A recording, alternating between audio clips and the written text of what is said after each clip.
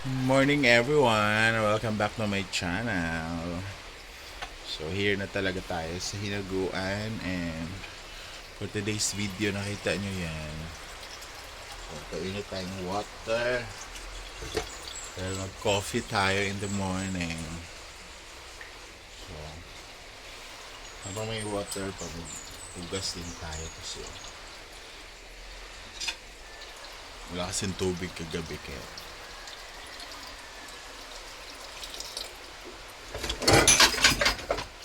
kainit natin ang tubig.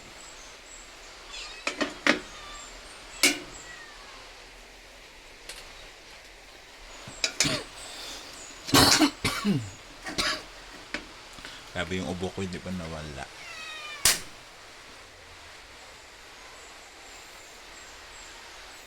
Tapos tayo maghugas tayo ng pinggan guys.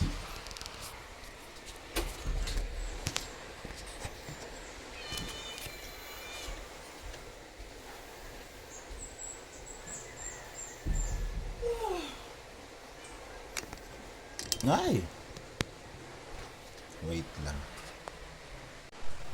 Maghugas muna tayo guys.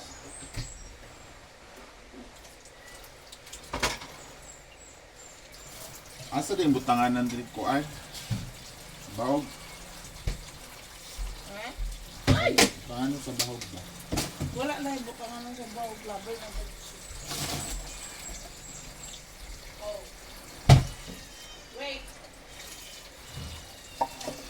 Maghugas tayo kay Murmur yung hugasin.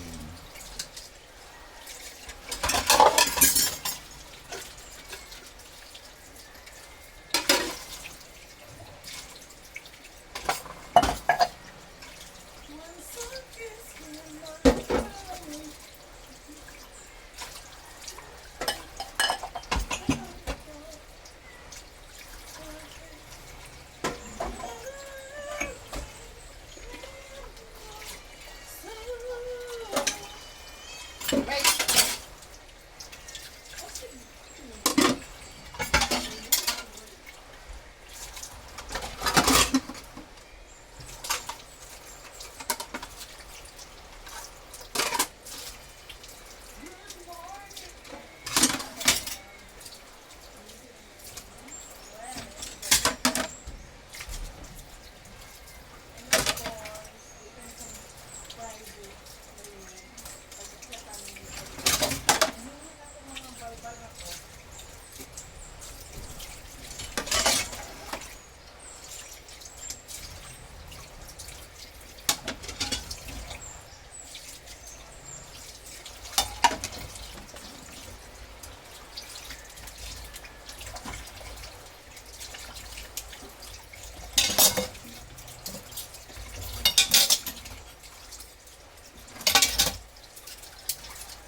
Wala man po dahil kuan.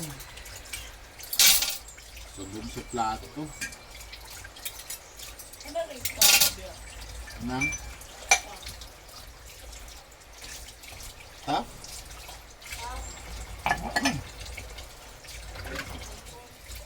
Ha? Wala gani. Sabi mong good na kasebo oh. So, papakainin natin itong mga balbal na. Yeah, wait.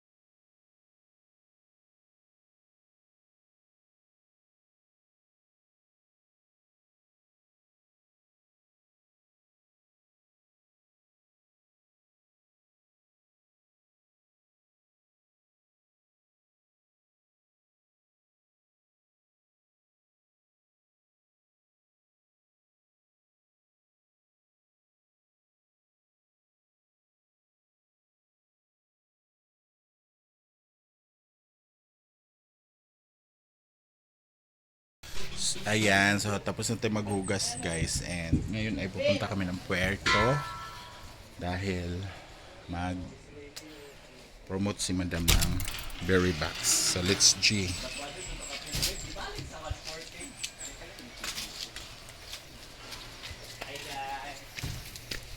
So prepare na sila. Wala ka pipin si Gwen.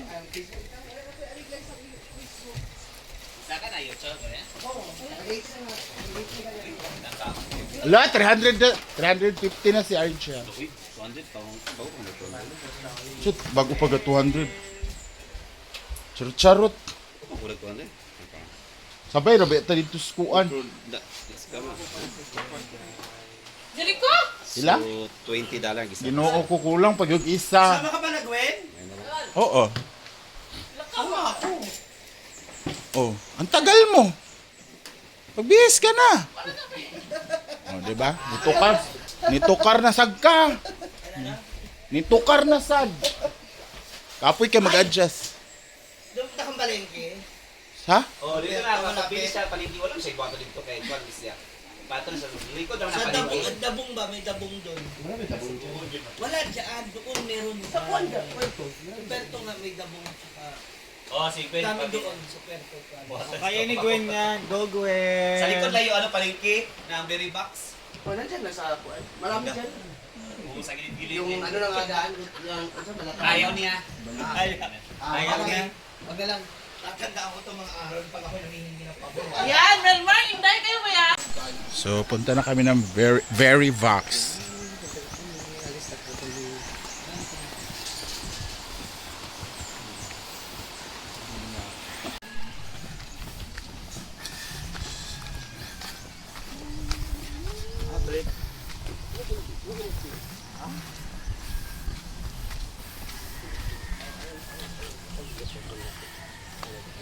Tayo ngayon sa ating service papunta ng aming event, and ang dami nagtatanong bakit ito yung lagi kong ginagamit. Alam niyo guys, this is owned by my best friend since high school, si Mami R. Ricklin o Claret R. Bunol. And ito yung sasakyan niya. Matagal na ito yan. Kailan na katuig? 8 years na ito sa kanya guys. At pwede naman ako sumakay sa taxi. Meron ako mga 7-seaters sa taxi. Meron akong 4-seaters sa taxi talaga na sinasakyan pag umaalis kami. But since pag maramihan kami, pwede na naman konti dalhin ko pero marami nga kami. So ito lagi kong kinokontak si Manoy. Ayan, because, ay, isa, gahapon pala nabasa ko pala yung comment ng anak. Hoy, nakita na kung comment si mong anak. Kawatan na ko sa uno. Nag-comment yung anak niya guys. Actually dapat magta-taxi lang kami kasi sa Puerto lang kami. But since tumataas yung kataas ang ng presyo sa gasolina. So, badly needed din ni Manny kasi sana Biyahe.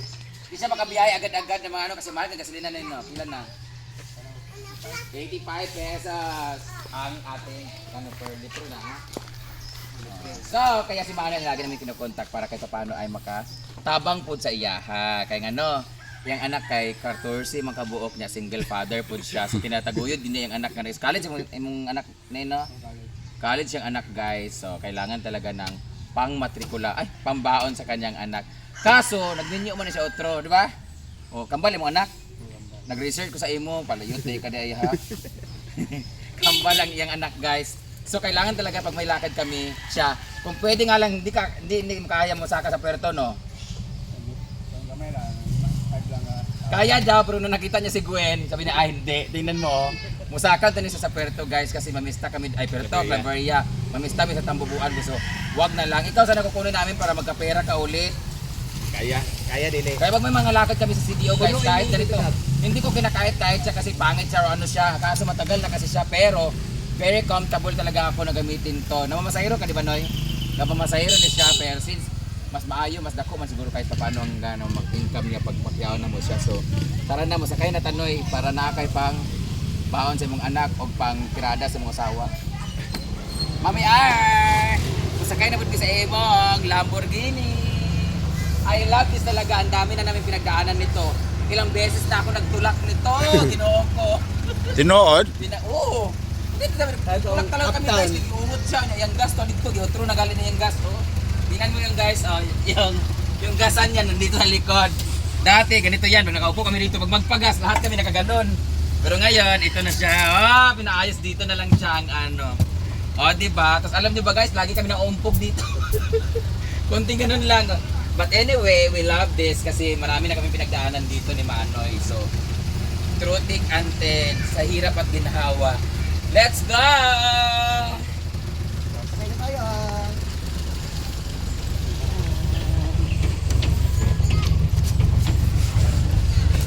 Dito yung motor.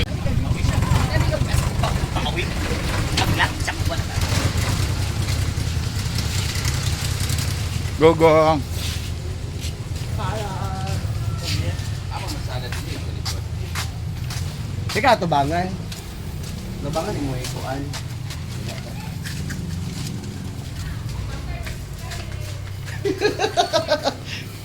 Liling. Ngit-ngit man. Ngit-ngit siya. Oo. Tsada ton diri ka. Pero ang kuan mo luyo ang ipakita lugan. Ito siya kaya. Itin siya dam kay. Sundaan eh. Ano na ba? Sa baba ng plate. Ang plate number.